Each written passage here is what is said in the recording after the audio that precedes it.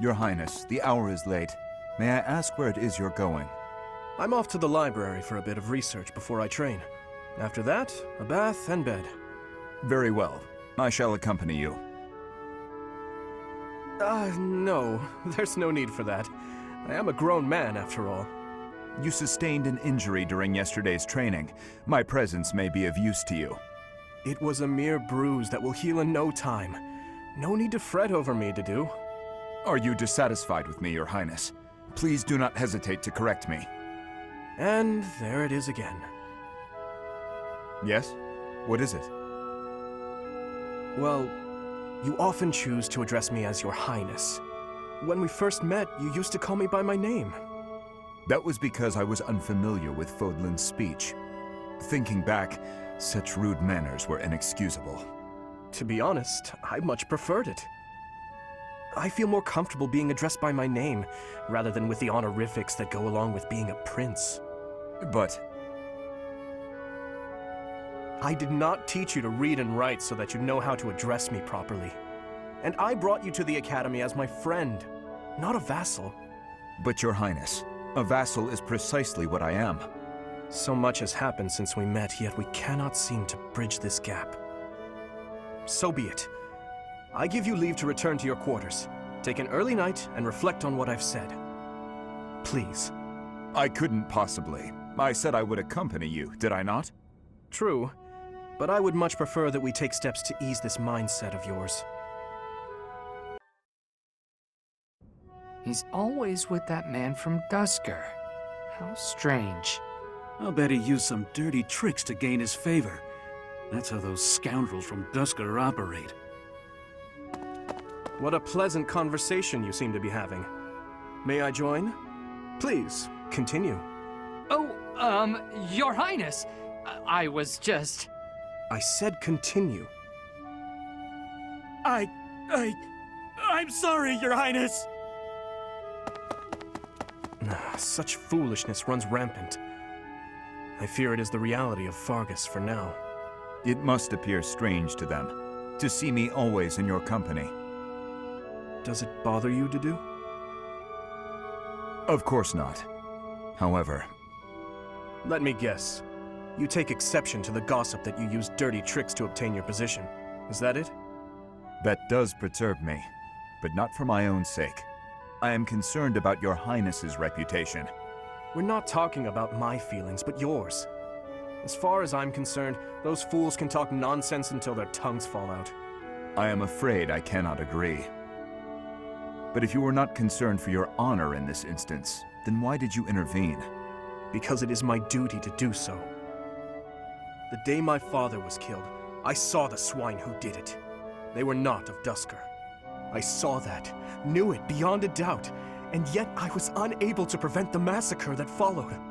Nor could I clear away the dishonor of regicide that has unjustly clung to you and your people. I will not rest until I make up for that. I owe you, just as I owe the spirits of those I let die. I do consider Fargus to be abhorrent, but you are an exception. You offered me your hand, and pulled me out from an abyss of suffering and death. You risked your life to save a foreigner you had never met. The moment you extended your hand, I decided that only for your sake would I live the remainder of my life, and I would cast it aside in an instant if my death were to your benefit. For that reason, I cannot consider myself your friend. There are still many in the kingdom who despise the people of Duscur.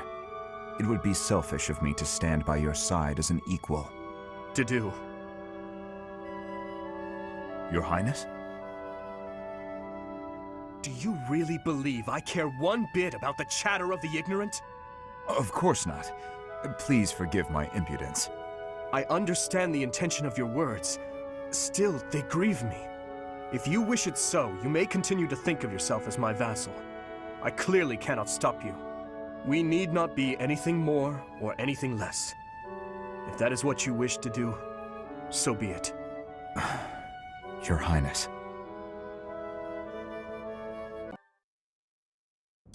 Your Highness, you still have scars on your back. It does you no good to languish in pain. I will procure some medicine.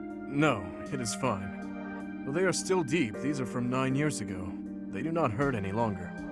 Besides, it would be a shame if the scars I got from protecting you were to fade. I bear these scars proudly. It makes me think that it was worthwhile that someone like me survived. To hear you say such things. Dedue, you say that I saved you. But do you know that you also saved me that day? If I had been unable to save anyone, I would have been the sole survivor. I would have had no reason to keep living. But I saved someone. Saved you.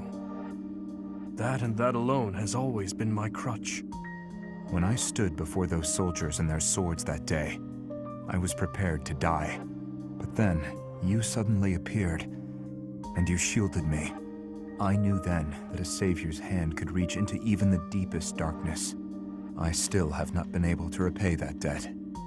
Have you not heard a word I've said? You have saved me in countless ways. 5 years ago, I did nothing but await my execution within my jail cell. Was it not you that saved me? That was nothing more than my duty as your vassal. Listen, Dedue, perhaps you consider me to be someone special, but I think the same of you. You are irreplaceable, cherished. So stop saying that we cannot be friends. Stop saying such awful things. Please, do not look at me that way. You promised me you would build a kingdom that is proud to boast of Duscar blood. In this kingdom, where there is no distinction between the people of Duscar and the people of Fodlan, will I finally, without reservation, be able to call you my friend? Will I, Dimitri? Dedue. Yes, you will call me your friend again and again, no matter how many hardships I must endure. I will do all I can to bring about that world as well. To be your friend is what I have always wanted. Is that so? I am glad to hear it. But until that time, we must allow no harm to befall you. So please call upon me when you walk alone at night. And even when you go out in the day, please tell me where you are going and whom you are meeting. In the end, I suppose there is no fixing your overprotectiveness, is there? I suppose I can live with that.